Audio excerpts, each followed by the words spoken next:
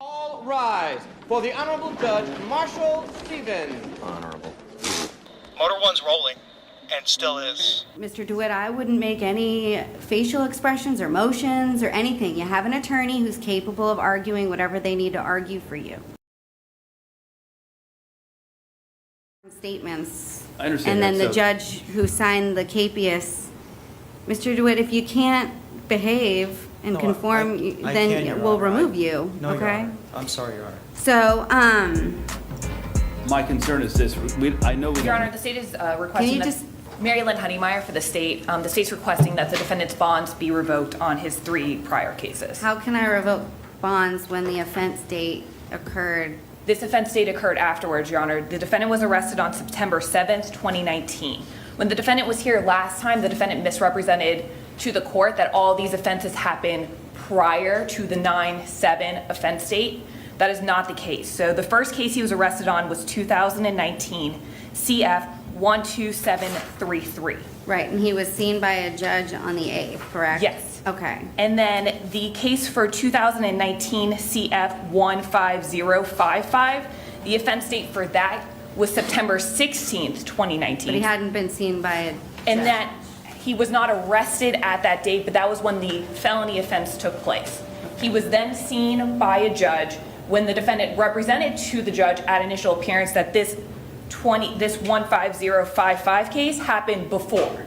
It did not happen before. And this case that he's here on, 20 CF 1853, happened on October 1st, 2019. So again, after the September 7th, the cases where he has been out on bond. When he was seen by a judge on September 8th, he was on release for that.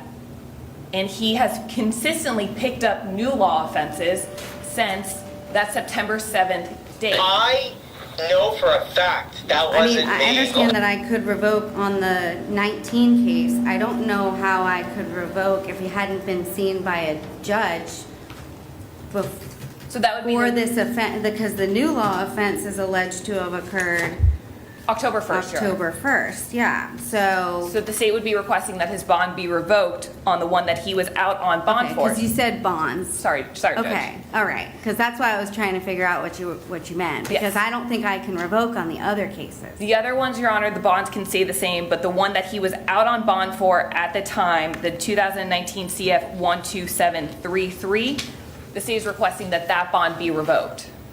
All right, Mr. LaJohn, do you have any argument? Yes, Your Honor. So I agree with the court's analysis and was going to raise that issue, but it's been resolved, so I'll pass to the next issue for me. All of these cases flow from video that was taken from my client as a result of his arrest in Windermere. We're not here to litigate that case, but for the court's consideration, one of the main elements of this offense that's alleged is that my client intentionally intercepted conversations. And what I think it's important for the court to understand for today's purposes is this. Mr. Dewitte operates a business that uses body cameras. Those body cameras are on all of his uniformed personnel that operate these funeral escorts. Those body cameras are always running. Get out of my funeral now! Get out of my funeral now! Get out of my funeral now! We didn't know which way to go. Get out of the fucking way now! Move your bike to the side, now! And stay there till we're clear, or I'm gonna take you down myself. Stop your vehicle! I'm not gonna tell you again. Sir! I'm not gonna fucking tell you again! Stay right fucking there! Stay right fucking there! Who the fuck do you think you are? I don't know what the fuck's going on. How do you fucking not know with all the sirens and lights, you lying motherfucker?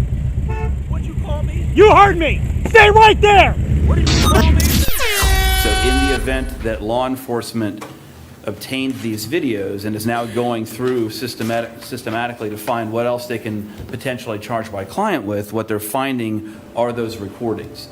And so the issue of intent is really what's at stake here.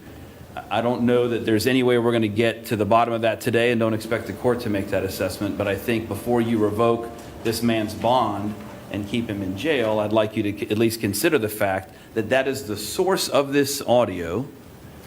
And Isn't this a recorded phone conversation? correct, but anytime it's a helmet cam and a body camera. So anytime it's running. If he makes a phone call, it's going to record it. Your Honor, if I may, I don't believe that this was body-worn camera footage that was recording Yeah, I'm in not- this case. I have seen the audio of it. It isn't from the defendant's body-worn camera.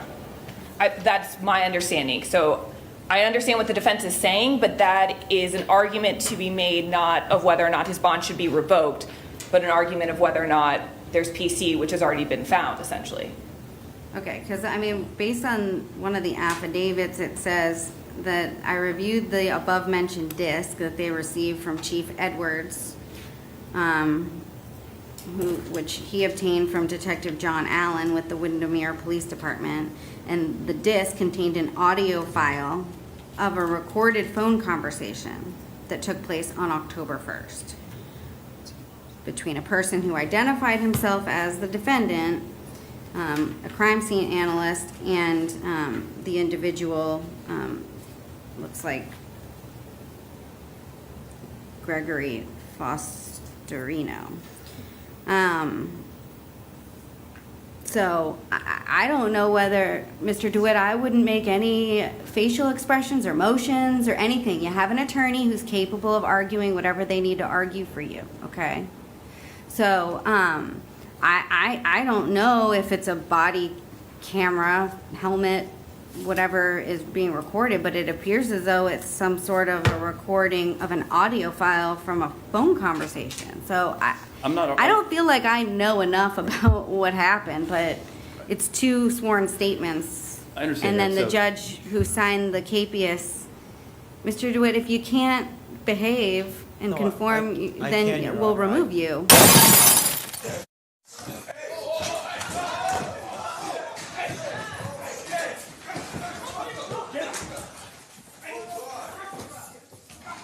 I'm sorry, Your Honor. So, My concern is this, I know we don't know enough about it, but my Yeah. point is simply this. These are all videos, we could be in this position tomorrow, next week, next month, because they're going to continue to review this I never conduct. saw him on any other case. Right. I know that Judge Carter, I believe, did, and She maybe did. some other judges, so I Correct. don't know.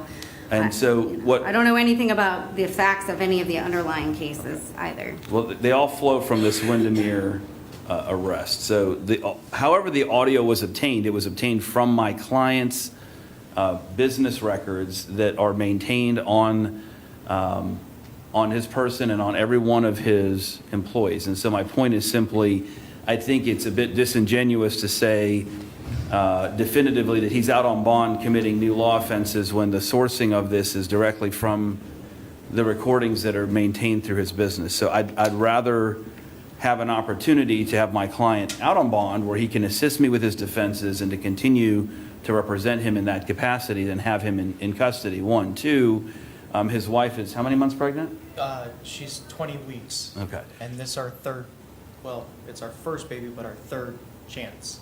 She's had 2 miscarriages previously, so there's a lot of medical issues going on at home. There's a lot of stress that's related to the pregnancy in light of the prior miscarriages. So while that's not necessarily an issue of the lawfulness of revoking the bond, I do want the court to at least be mindful of where he is and what we're trying to do. Mr. DeWitte has not done anything in months to do anything in opposition to the law. I'm monitoring everything that we're doing on these cases, and they all do have a potential issue based on what Windermere did in that first case, which we'll be litigating, but it's going to take time and money and effort to do those things, and none of those things are going to happen if he's in jail. So I really need him to be out. All right, any last argument? Your Honor, so the state's argument is that the defendant has violated his conditions of pretrial release and that there are no conditions of release that can reasonably protect the community from risk to physical harm to persons. The defendant is continuing to be a risk to the community. His business practice continues to be a risk to the community. The defendant is consistently picking up felony charges while out on bond. The defendant's bond should be revoked for those reasons. Okay. So you can file a motion to revoke bond and let the trial division determine that, but I'm not going to revoke his bond today. And so you have motions that you can file, but I'm not going to revoke the bond based on the affidavits, and because I really don't know where the information came from and when it came from, and I just don't feel comfortable doing that because I don't know enough. So, but you have the opportunity to file any appropriate motions in the trial division, and looks like the only case that the bond could be revoked on would be the 19 CF 12733, based on the dates of the offense, possibly the one in Osceola County, which I'm not gonna take any action on that either. That's 2019 CF 3928. So it looks like there's two cases that it's possible that a bond could be revoked.